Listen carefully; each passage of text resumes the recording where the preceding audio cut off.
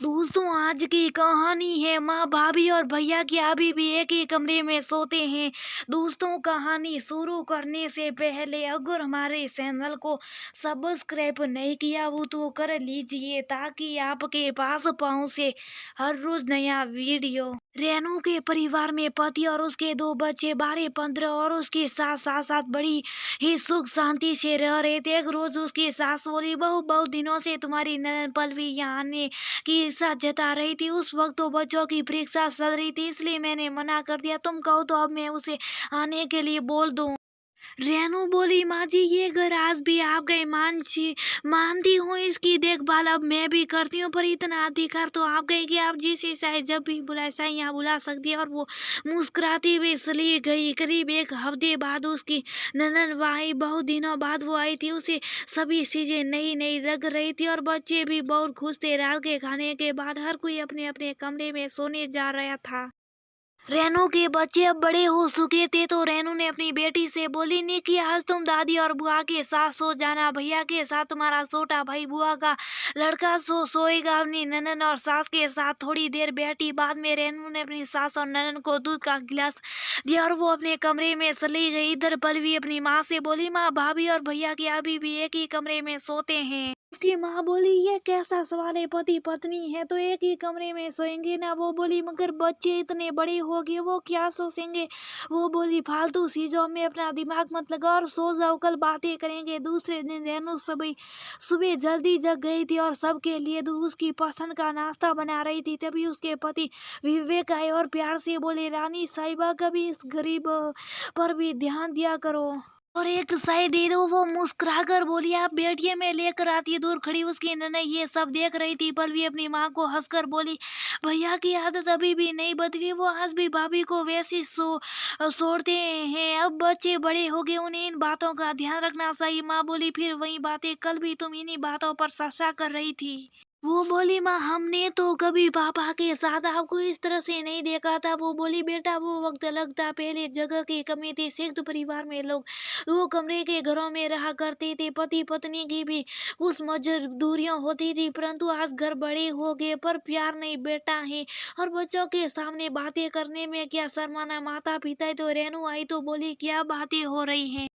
उसकी ननद बोली, एक चीज तो अच्छी हुई है, भाभी की माँ मेरी अब एडवांस हो गई है। जो बातें पहले हमें समझाती थी वही जब हमने घर पर लागू करने की जारी आई तो उन बातों में इन्हें कोई बुराई नहीं नजर आती। वो बोली, ऐसा कौन सा नियम है जो इस घर में लागू नहीं होता है। वो बोली, छोड़ो इन बातों को भाभी, वरना माँ को बुरा लग जाएगा।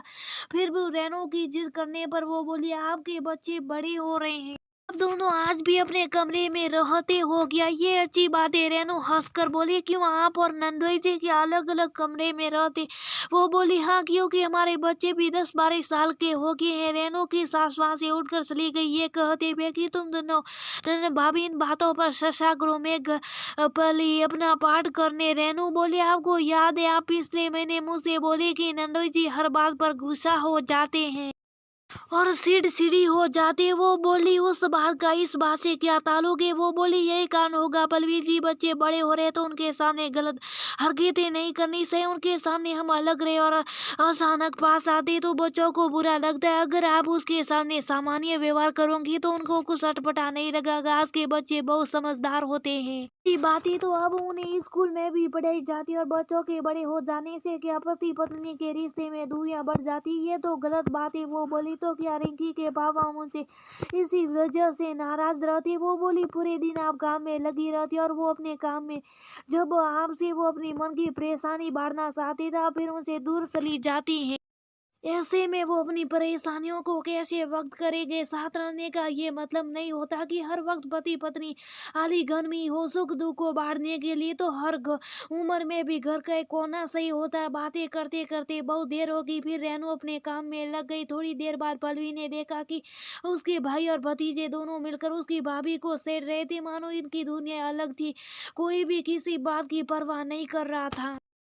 अभी तो सब दो एक दूसरे के साथ बहुत खुश थे। उसकी माँ आकर बोली, देखा तुमने, यहाँ कोई किसी से दूर नहीं बल्कि सामान्य रूप से व्यवहार करते हैं, तभी बच्चे भी उस रिश्ते को समझते। तुम भी एक कोशिश करके देखो, बच्चों के बड़े हो जाने से पति पत्नी का रिश्ता नहीं बदलता बल्कि उसमें और नजदीकियां बढ़ जाती। बच्चों के बड़े होती पति पत्नी के रिश्ते में दूरी क्यों हमारी बच्ची है, वो सब समझते हैं कि माता पिता का रिश्ता कैसा होता। माँ ने इस उम्र में इतनी गहरी बात कह दी कि पलवी उस बात पर सोचने के लिए मजबूर हो गई। अगली रात जब सभी बैठकर बातें कर रहे थे तो पलवी अपनी भाभी को शेर दी भी बोली, अब आप जाओ, भैया आपका इंतजार कर रहे होंगे। रेनू मुस्कुराई हुई वहां से चली गई और यहाँ पलवी अपनी माँ से अपनी बचपन की बातें करते हुए सो गई। 2 दिन बाद पलवी अपने बच्चों को लेकर वापस अपने घर चली गई। वहां उसने बच्चों का कमरा अलग किया और अपने पति के कमरे में जाकर रहने लगी। इस बदलाव को देखकर उसके पति बहुत खुश हुए और अपने मन की सभी भावनाओं को अपने शब्दों में उसके सामने रखी। तो पलवी का एहसास हुआ कि बच्चों के बड़े हो जाने के बाद दूरियां नहीं बल्कि भावनाओं का आदान प्रदान होता है, तभी रिश्ते मजबूत होते हैं। दोस्तों, बच्चों के बड़े हो जाने के बाद अगर आप सामान्य व्यवहार करें तो किसी को भी अटपटा नहीं लगता है। पति पत्नी का रिश्ता तो ऐसा होता है तो ताऊ उम्र तक नजदीक ही रहता है, फिर दूरियां को बढ़ाकर क्यों उस रिश्तों में दरार लाए। अपने मन की भावनाओं को एक दूसरे के सामने रखे और दुनिया की सोच